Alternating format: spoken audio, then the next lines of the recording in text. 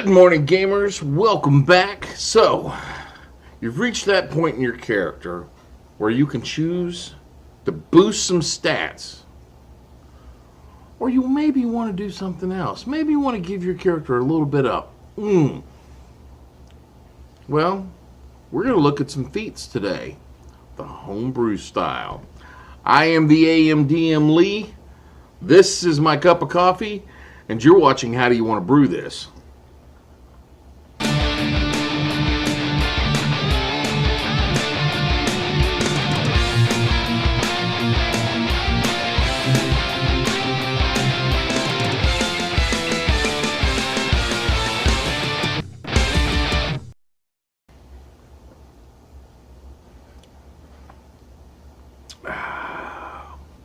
Oh, that's so good.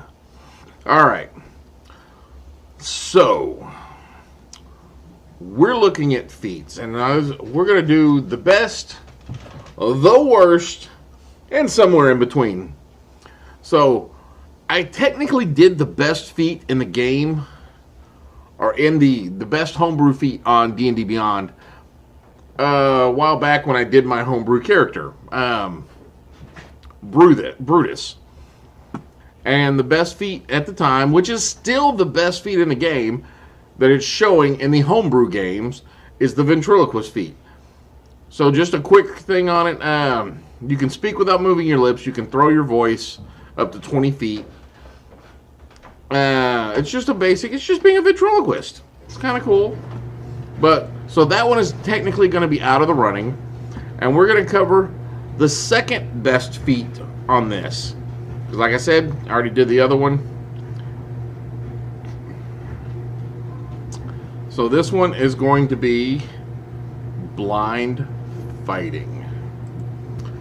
Blind fighting. Prerequisite, you must have proficiency in the perception skill.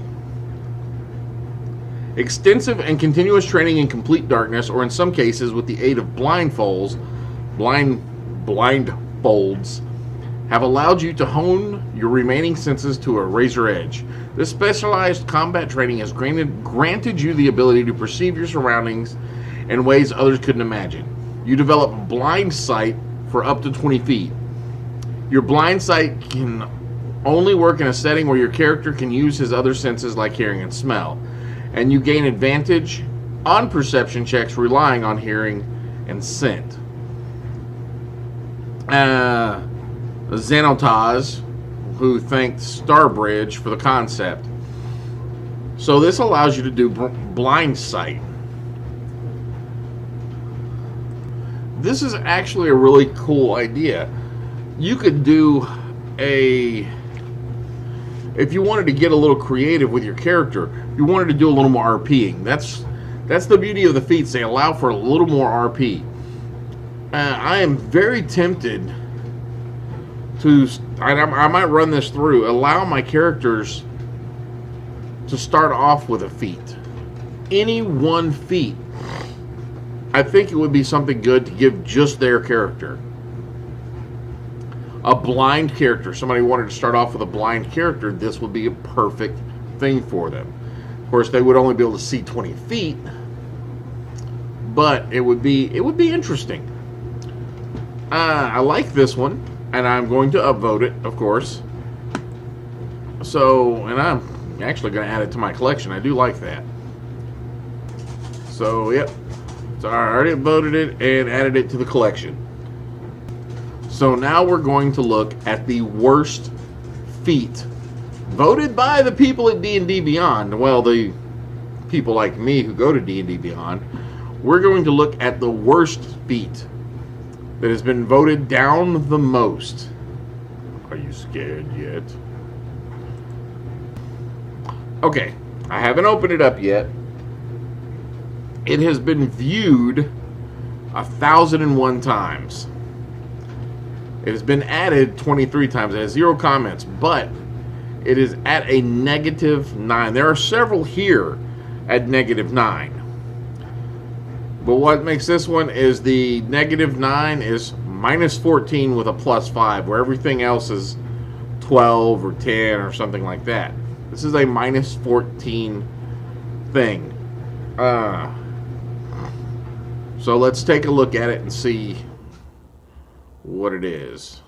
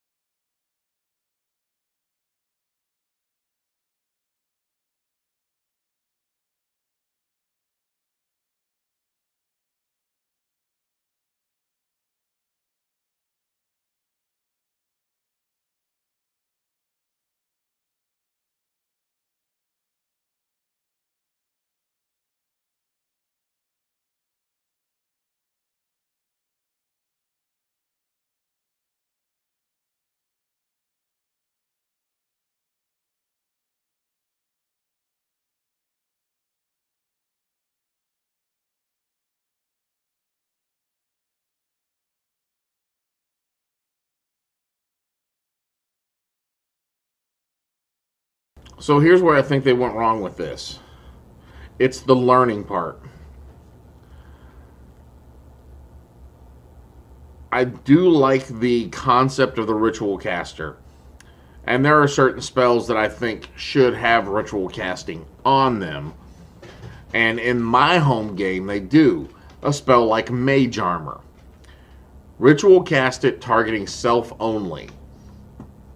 It saves so much thing. Of course, I run a deadly campaign.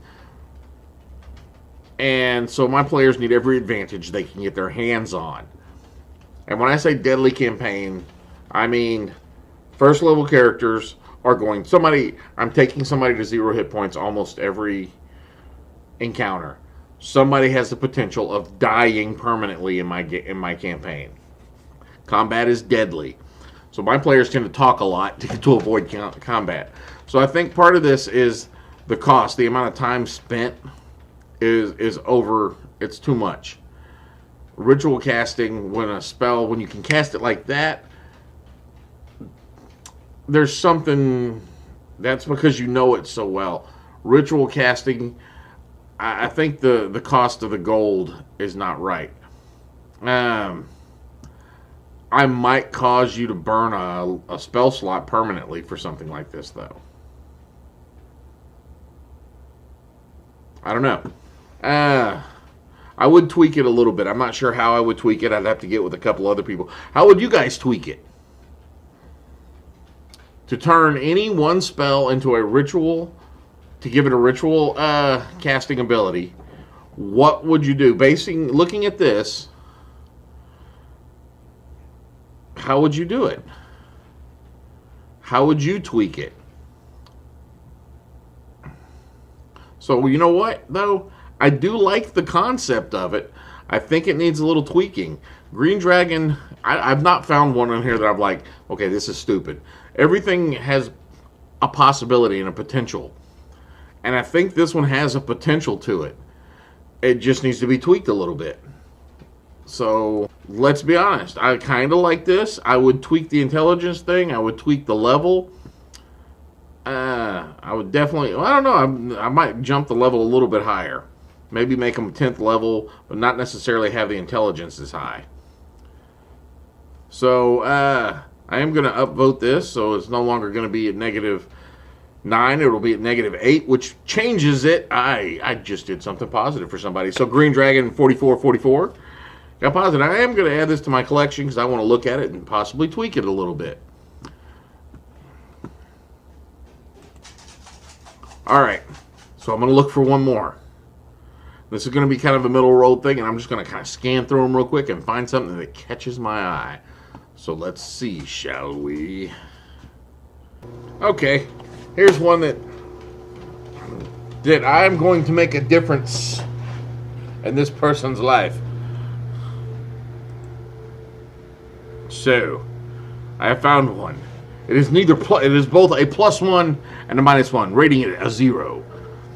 So we're going to do something. We're going to change this man's life. So, what I have found is such. Is blade magic. You have a unique magical connection to weapons. None of the effects described below function while you are within a dead magic zone or under similar effect. Non-magic weapons and ammunitions that you throw or shoot magically return to you at the end of each of your turns. You can disguise up to 3 weapons at once as harmless objects. A sword becomes a quill, a hammer becomes a marble, etc. These disguised weapons hold up to physical inspection. A number of times equal to long rest. Per long rest equal to your proficiency bonus, you can turn a normal weapon into a +1 magic version of itself for 1 attack. Ooh, you know what, guys? This is something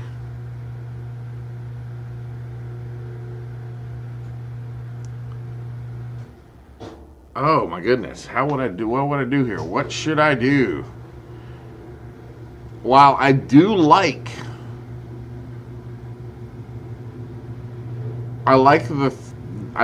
the third part, I do not believe the first 2 qualify it. But it's blade magic. It's a. I guess I would put a prereq. So there would have to be a prereq on this to be a mage of some sort. Maybe a clad. Maybe a. You have to have an arcane user, and have a couple of spells I would require. But I'm going to vote this up. I like the concept. I like where it's going.